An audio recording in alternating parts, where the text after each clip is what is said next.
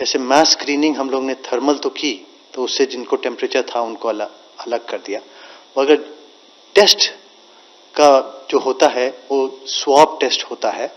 उसमें हम लोग वायरस को टेस्ट करते हैं आरएनए को एक्सट्रैक्ट करके, और उसके लिए हमारे भारत में क्षमता भी हम लोगों ने बढ़ाई है उसके लिए। और उस वायरस को टेस्ट करने के लिए ये वायरस का टेस्ट जो है 2 दिन कांटेक्ट के बाद से लेके 14 दिन तक कभी भी पॉजिटिव हो सकता है। यदि आपने आज टेस्ट किया नेगेटिव है, 5 दिन बाद पॉजिटिव हो सकता है, 7 दिन बाद किया तो पॉजिटिव हो सकता है, 14 दिन के बाद यदि आप करें तब नेगेटिव होने की उम्मीद है। इसमें बीमारी का समझना बहुत जरूरी है कि इस बीमारी में 80% लोग को हल्का जुकाम जैसा बुखार होएगा और ठीक हो जाएंगे, पता भी नहीं चलेगा वो पॉजिटिव हुए नेगेटिव हुए और ठीक हो गए। 20% में कुछ आपको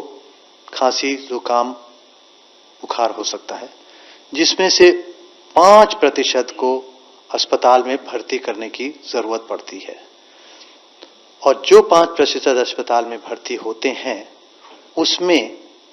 उनको सपोर्टिव ट्रीटमेंट दिया जाता है, और कुछ में नई दवाएं आई हैं वो ट्राई की जा रही हैं, उनका भी रिजल्ट कुछ जगह इतना जादू नहीं है,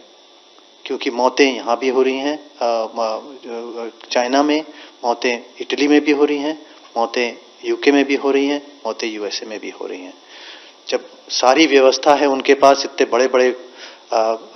देश हैं जिन्होंने बहुत ही तरक्की की है, उनके यहाँ भी वो डेथ को नहीं प्रिवेंट कर पा रहे हैं। तो हम लोग को फोकस करना है कि अगर हम लोग आइसोलेट कर दें